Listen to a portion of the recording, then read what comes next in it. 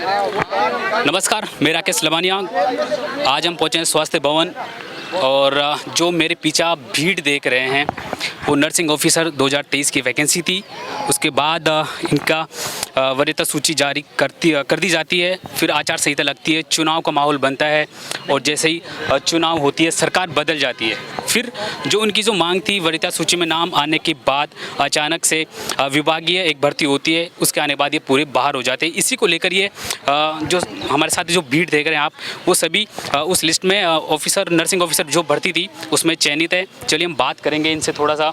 जी, आपका क्या नाम है? बाबूलाल नाम है जी। इस भर्ती को लेकर आप अभी हमने बताया कि ये भर्ती 2023 की है और इसमें आप उसमें संशोधित सूची में जिसमें आपका नाम चयनित होने के बाद में भी आपको अभी भी नहीं मिला है, तो सरकार से क्या रेस्पॉन्स मिला, क्या नहीं मिला?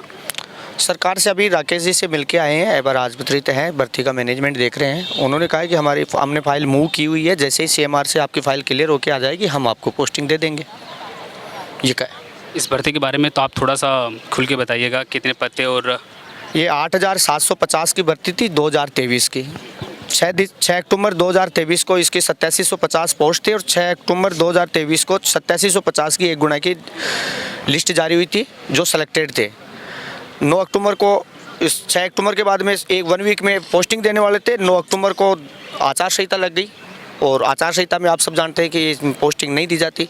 समय का पहरा रहा, सरकार चेंज हो गई। सरकार चेंज हो जाने के बाद में जब 6 दिसंबर 2024 को सूची आई, इसमें 1000 अभ्यर्थी जो पहले 7 अक्टूबर 2023 को एंटर थे वो आउट हो गए। कारण क्या रहा ये तो डिपार्टमेंट जाने, लेकिन उसके बाद में जैसे ही हमने अधिकारियों से मिले, मंत्री जी से मिले, अनेक इससे भर्ती से संबंधित जिन भी अधिकारियों से मिले, मंत्री से मिले, तो उन्होंने हमें यही आश्वस्त किया कि हम आपको बेरोजगार नहीं रहने देंगे। सरकार की मंशा है कि हम अंतिम व्यक्ति तक रोजगार दे रहे हैं, तो आपको सेलेक्टेड होने के बाद में छोड़ कैसे सकते हैं। और अभी तक वो हमें मिला नहीं, तो हम आश्वस्त हैं कि सरकार अपने वादे का कहना ये कि चुनाव के बाद ये जो आपका जो मामला है सरकार इसको संज्ञान में नहीं ले रही है, सुनना नहीं चाह रही। नहीं, ऐसा नहीं है। अगर सरकार सुनना नहीं चाहती तो फिर ये एक्स्ट्रा पदों की फाइल ही नहीं चलाती।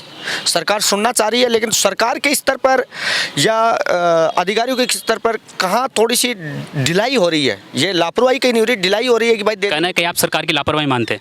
नहीं, लापरवाही नहीं है, मतलब ये है लापरवाही नहीं हो रही, ढिलाई हो रही है। लापरवाही और ढिलाई में बहुत अंतर होता है।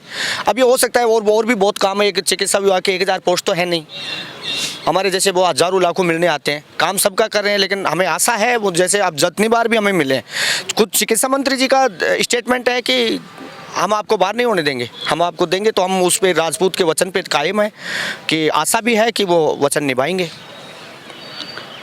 आपको लगता है इस भर्ती में जो मंत्री जी का बयान आया है, कहीं ना कहीं मंत्री जी भी चाह रहे हैं कि आपकी सुनवाई होनी चाहिए, लेकिन आप पिछले जैसा कि आप लोगों ने हमें बताया कि 1 महीने से हम मंत्री महोदय का चक्कर काट रहे हैं, उसके बाद भी सुनवाई नहीं हो रही है। हाँ, सुनवाई में थोड़ा सा ढिलाई हो रही है और हमें आशा है उस ढिलाई को इसीलिए हम मिलने आ रहे हैं कि साहब आपको देना है। अगर सुबह रोटी खाने किसी मेहमान को खिलाना है तो आप दोपहर क्यों कर रहे हो? खिलाना है आपको तो देना हो। अगर सरकार नहीं सुनती तो फिर आगे की आपकी क्या रणनीति होने जा रही है? हर एक आंदोलन का अंजाम वही होता है, वही हमारी रणनीति होगी। और हमें आशा है एक राजपूत के वचन पे, राजा साहब के वचन पे, कि हमें वो कदम ना उठाना पड़े। और वैसे सरकार बहुत बड़ी तहजीब होती है साहब, 1000 कर भी कह सकते हैं। रिक्वेस्ट के अलावा तो कोई शायद बड़ी, इससे रिक्वेस्ट से तो बहुत कुछ मोड़ा जा सकता है। जैसा कि इन्होंने बताया कि सरकार हमारी आवाज़ ज़रूर सुनेगी, अगर सरकार नहीं सुनती है तो फिर आंदोलन ही हमारा एकमात्र रास्ता है। चलिए इसी को देखते हुए हम बात करेंगे। हमारे साथ मौजूद है अशोक जी। जी अशोक जी, इस भर्ती को लेकर आप क्या कहना चाहेंगे? मेरा कहना यही है कि जो चिकित्सा मंत्री ने कहा है वो करके दिखाएंगे वो, और अगर ऐसा नहीं होता है तो उसके लिए हम एक बड़ी रणनीति की तैयारी करेंगे और जो भी आंदोलनों में होता है वही हम यहाँ स्वास्थ्य भवन के आगे घेराव डालेंगे। और जैसा कि आपने अभी बताया कि आपका डेलीगेशन वहाँ मंत्री जी के गया था, लेकिन मंत्री जी नहीं मिले और आपका डेलीगेशन अभी वापस आ रहा है, तो इसको लेकर आप क्या कहेंगे? पिछले 1 महीने से आप लगातार मंत्री महोदय जी के वहाँ पे चक्कर काट रहे हैं, आपको लगता है कि सरकार सुनेगी? बिल्कुल सुनेगी सरकार। बीजेपी सरकार है, सबकी सुनती आई है, हमारी भी सुनेगी। और चिकित्सा मंत्री जी आज नहीं मिले कल मिलेंगे, कल नहीं मिले तो परसों मिलेंगे, और हम रोज़ उनके सामने हमारी बात रखेंगे और वो हमारा काम करवा के रहेंगे। ये युवा भी इसी उम्मीद में जी रहे हैं कि सरकार कुछ ना कुछ रेस्पॉन्स दे, आज नहीं तो कल दे, लेकिन हमारी बात ज़रूर सुने। हमारे साथ और मौजूद हम बात करेंगे। क्या नाम है आपका? प्रियंका शर्मा है सर। इस भर्ती को लेकर आप लोग यहाँ सब इकट्ठा हुए, क्या कहना चाहेंगे आप? सर हमारा क्या है, पहले प्रोविजनल में नाम दे दिया सर, हम चाहते हैं कि हमें है ना इस भर्ती में सेलेक्ट करें, हमारे पद बढ़ाए। और सर बढ़ा रहे हैं पद, पर ये फाइल धीरे धीरे चल रही है, अब क्या पता कब तक हमें देंगे। हम चाहते हैं हमारा होल्ड वालों के साथ साथ हमारा भी क्लियर हो जाए। आपको लगता है कि सरकार आपकी सुनेगी? हाँ सुनेगी सर।